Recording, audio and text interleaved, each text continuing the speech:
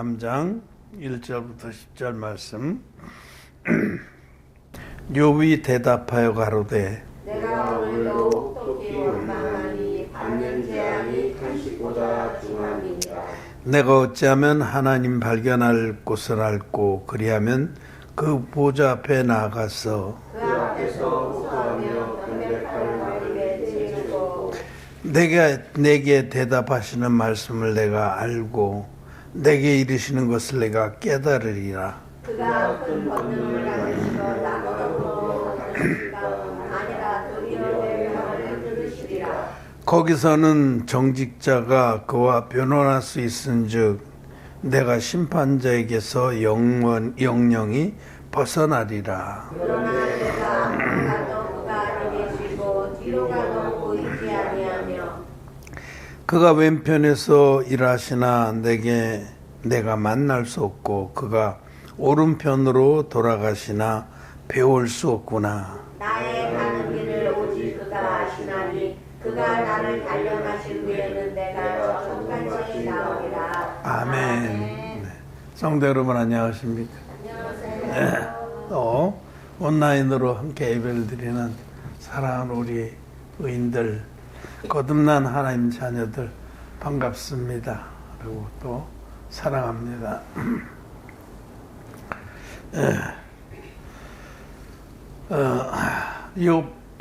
우리는 욥기를 통해서 욥의 고난을 잘 압니다. 욥이 받았던 고난은 정말 상상을 초월하는, 보통 사람은 지레 하나님 원망하고 혀를 깨물고 죽었을 그런 고난을 받았습니다. 근데 성경에서 하나님께서 욥을 통해서 우리에게 말씀하신 아주 중요한 진리가 있습니다. 첫째 것은 욥은 자기 의의가 충만했던 사람입니다. 하나님도 인정하셨어요. 동방에서 그보다 의로운 자가 없다.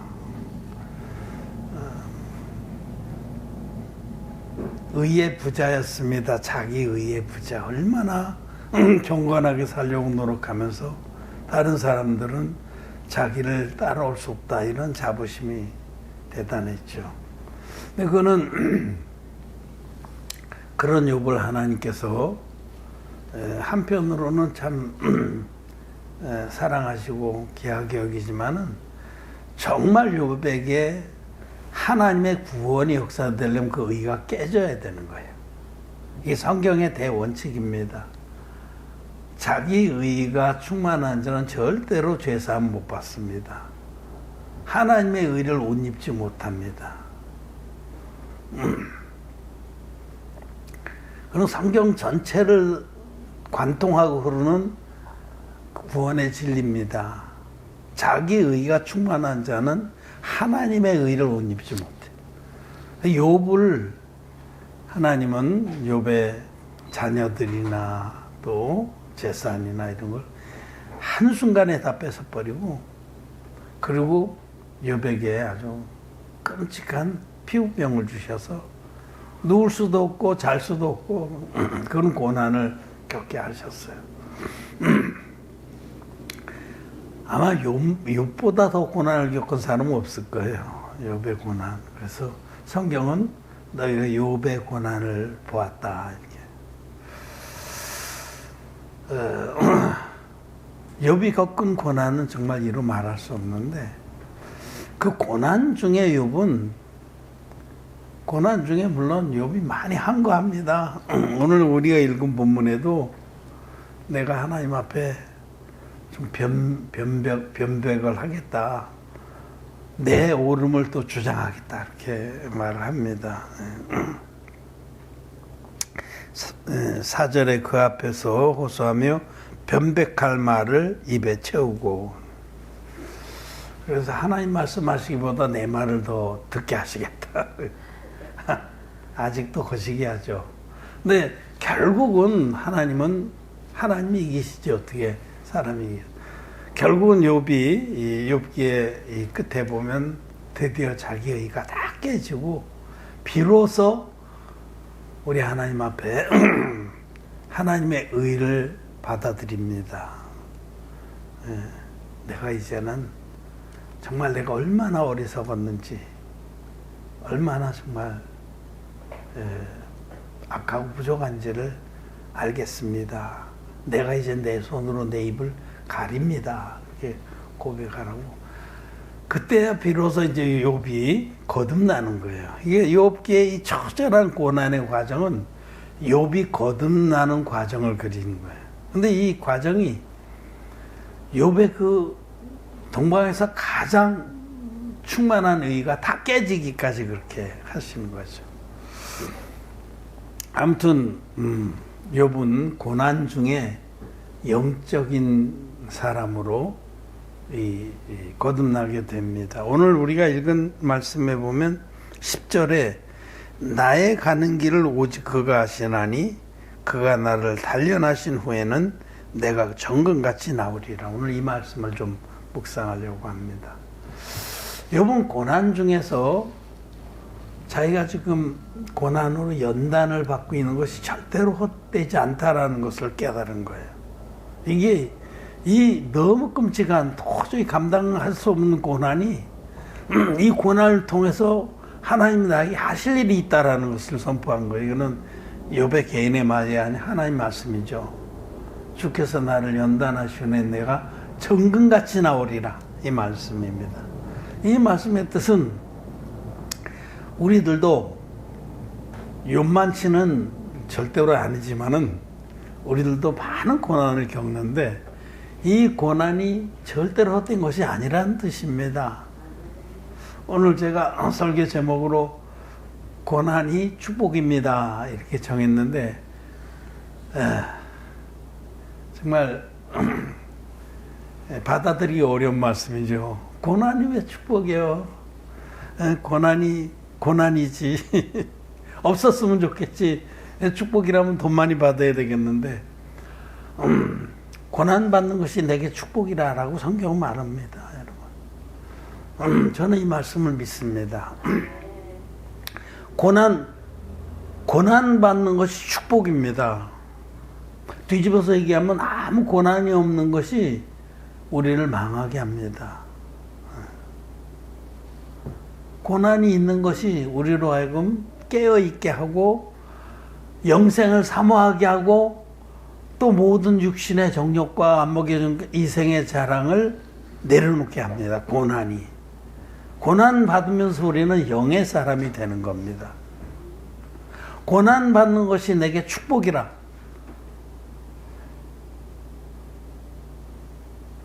많은 연단을 거친 후에 우리는 정금 같은 믿음의 사람으로 나오는 겁니다. 이게 말씀대로 그가 나를 단련하신 후에는 내가 정금같이 나오리라. 욥은 고난 중에 영적인 그런 놀라운 비밀들을 깨달아 가고 있었어요. 이거 우리가 몇 장 앞으로 넘기면 19장에 욥기 19장 25, 26절 시작. 내가 알기에는 나의 구속자가 살아계시니 후일에 그가 땅에 서실 것이라. 나의 이 가죽 이것이 썩은 후에 내가 육체 밖에서 하나님을 보리라. 놀라운 욥을 통해서 하나님이 말씀하시는 건데 욥이 이런 그 영적인 계시를 이미 깨닫기 시작한 거죠. 예수 그리스도를 말씀하는 거예요. 나의 구속자, 구원자가 그분은 본래 하나님이신데 육신을 입고 이 땅에 오실 것을 말하는 거죠. 욥은 거의 이렇게 시대가 나 있지만 아브라함의 견줄 만한 시대라고 볼 수 있어요. 그러면 지금부터 4,000년 전 아주 고대뿐인데 욥의 입술을 통해서 예수 그리스도를 나의 구속자가 이 땅에 서실 것이다. 그는 본래 하나님이신데 우리를 구원하러 오실 것이고 또 나의 이 가죽 이것이 썩은 후에 즉 내가 죽더라도 부활해서 그를 만날 것이다 라고 고백하는 거예요. 그러니까 부활의 신앙, 구원의 신앙을 고백하는 건 놀라운 거죠. 이런 고난을 통해서 욥은 영적인 귀한 진리들을 깨닫게 됩니다. 오늘은 이제 초점 한 군데 맞춰서 좀 짧게 설교를 하고 마치려고 합니다. 욥이 이 욥기 23장 10절에 나의 가는 길을 오직 그가 하시나니 그가 나를 단련하신 후에는 내가 정금같이 나오리라.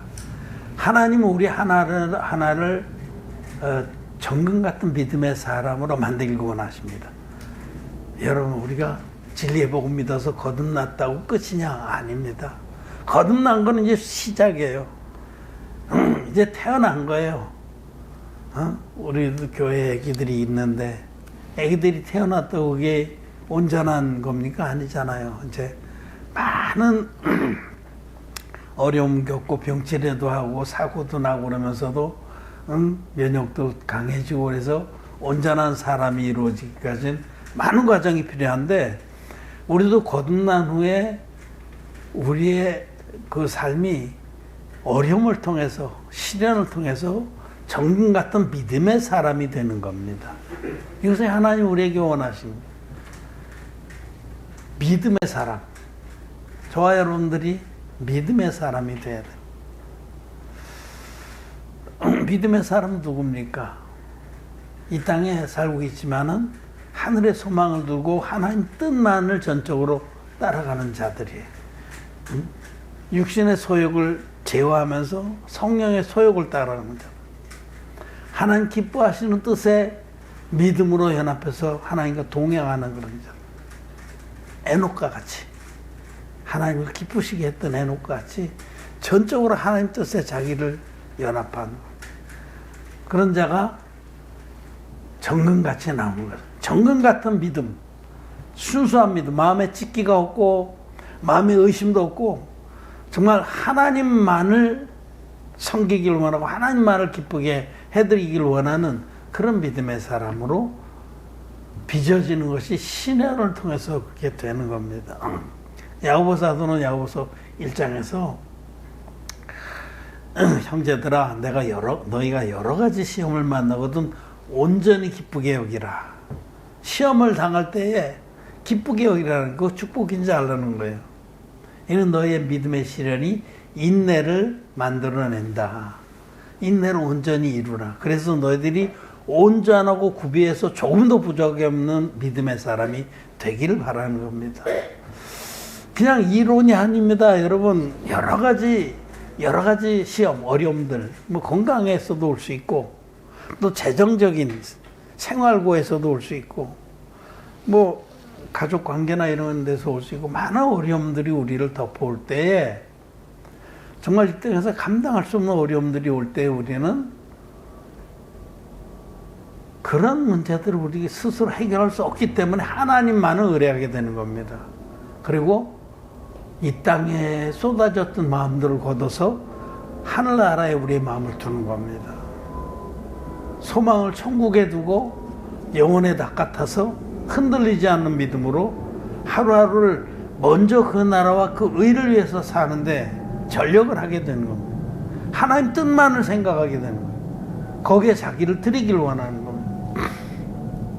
다른 게 없습니다. 많은 고난을 겪으면 겪을수록 정말 이 육신 안에 사는 삶이 오직 그 나라와 그 의를 위해서 온전히 드리기를 원하고 또 믿음으로 하나님을 기쁘시게 하길 원하는 그 마음이 되는 겁니다. 정금같이 나오는 시련을 겪으면 겪을수록 어려움을 겪으면 겪을수록 우리는 더 순수하게 마음에서 찢기가 제거되는 겁니다. 도가니가 금을 은을 연단한 같이 하나님은 우리 마음을 연단하시느니라. 이 땅에 우리가 살아가면서 이 땅의 것들, 가치들, 돈이나 명예나 권력이나 이런 것보다도 우리의 본향을 바라보면서 하나님이 우리를 부르신 그 뜻을 생각하게 되는 겁니다. 그래서 고난받는 것이 내게 복이라 하신 그 말씀. 이런 믿음의 사람들은 많은 고난 중에서 하나님을 믿는 믿음에 더욱더 정금같이 섰습니다. 우리 고린도후서 말씀을 읽고 정리하겠습니다. 고린도후서 1장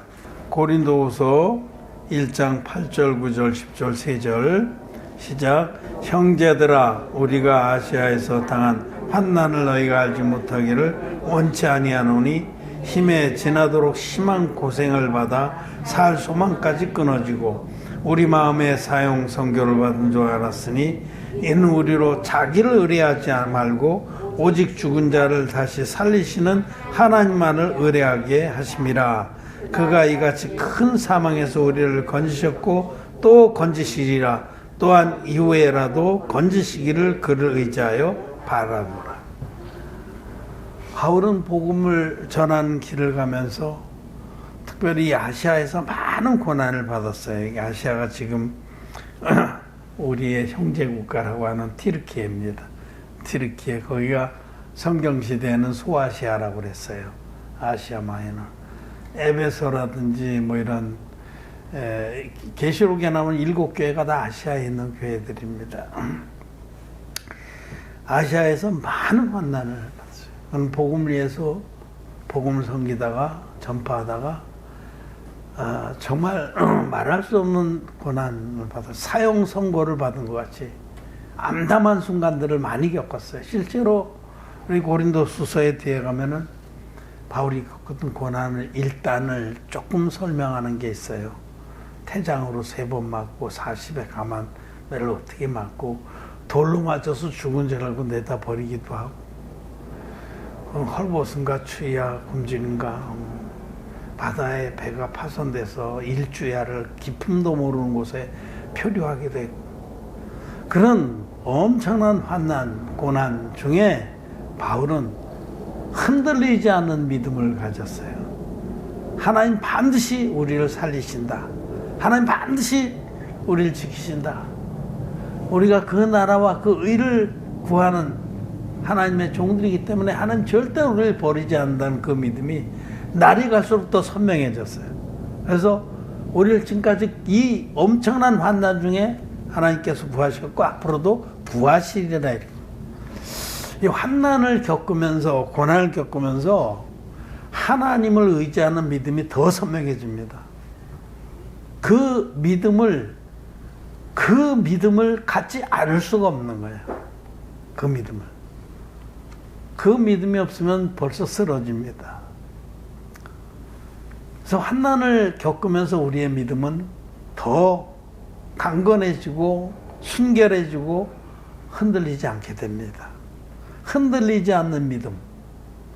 여러분, 우리는 참 믿음이 적은 자들하고 주님이 정말하셨는데 믿음이 적습니다. 그래서 우리는 환경의 영향을 많이 받습니다.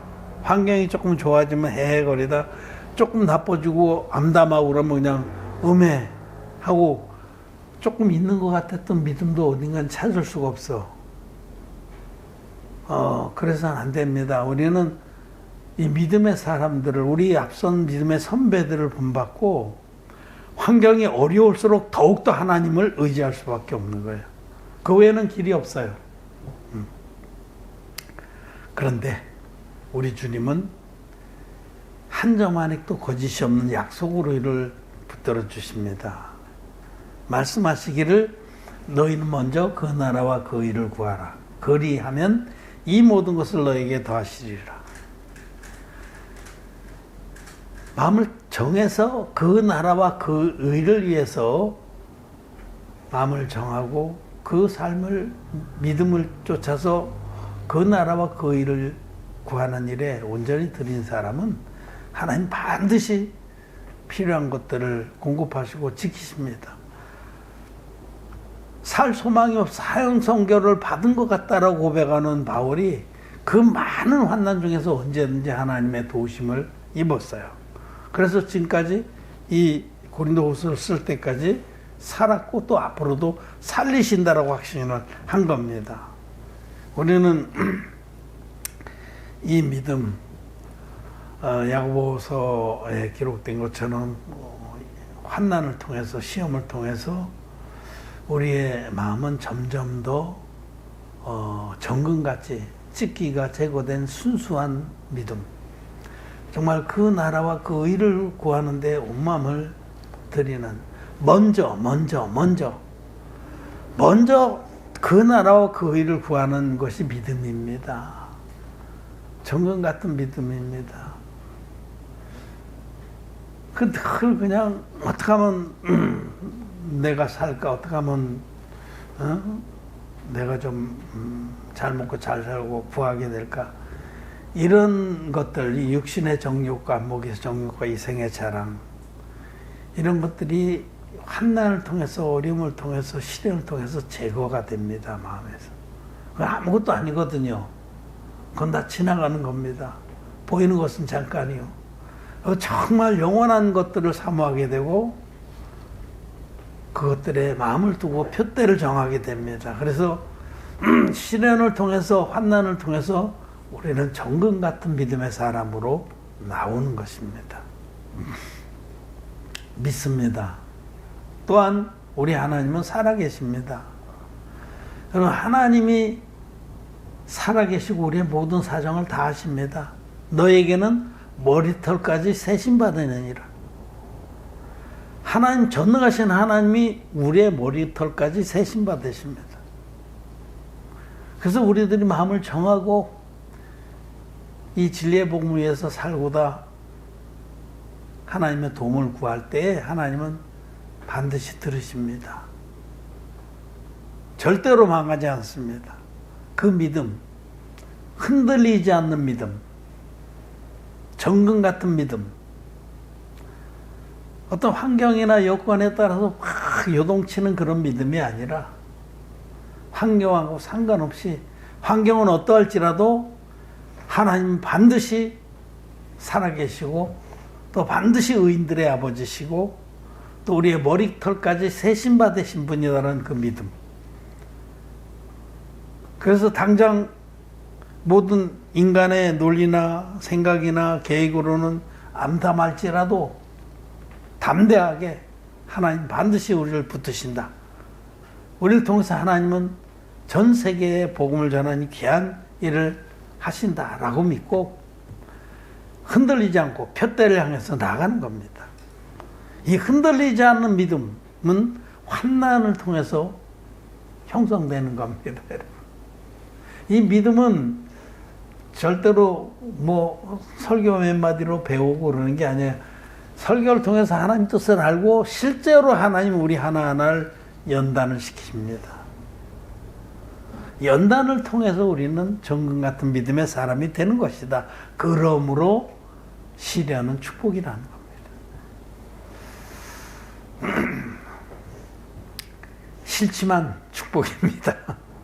그리고 진리입니다. 저는 이 말씀을 믿습니다. 주께서 나를 연단하시면 내가 정금같이 나오리라. 지금도 많은 연단이 있지만은 그런 연단들이 때로는 나를 짓누러요. 막 힘들어. 마음도 깔아앉고. 그렇지만은 다시 하나님 앞에 나왔을 때는 하나님 반드시 이런 연단을 통해서 나를 더 높은 바에 서게 하신다. 나로 하여금 더 높은 바에 서게, 더 믿음에 견고한 그런 믿음의 사람을 만드신다라고 저는 믿습니다. 그래서 많은 어려움 중에도 꿋꿋하게 믿음을 잃지 않고 요동치 않고 기쁨을 잃지 않고 하나님을 의뢰하고 하루하루 주님을 위해서, 복음을 위해서 살 수가 있는 것입니다. 또 주님 약속하시기를 시험 당할 즈음에 피할 길도 주신다고 그랬어요. 이것도 참 귀한 약속이에요. 우리들이 믿음이 용량이 좀 지고 근데 시험이 너무 커. 여기도 오늘 욥도 그렇게 고백하잖아요.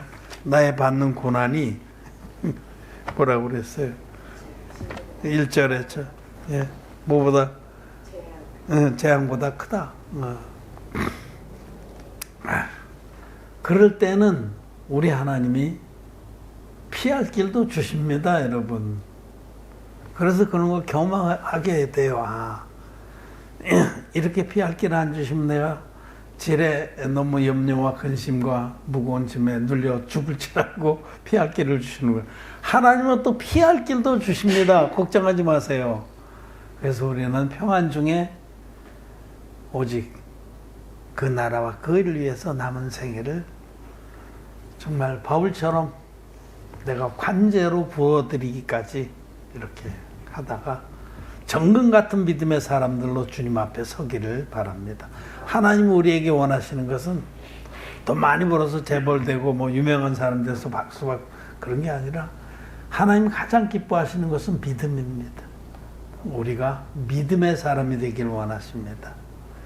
하나님의 살아계신 것을 굳게 믿고 하나님 기뻐하신 뜻을 향해서 마음을 다하고 뜻을 다해서 표대를 정하고 또 살아계신 하나님이 우리를 도우신다라는 것을 굳게 믿고 흔들리지 않고 믿음의 길을 가기를 바랍니다.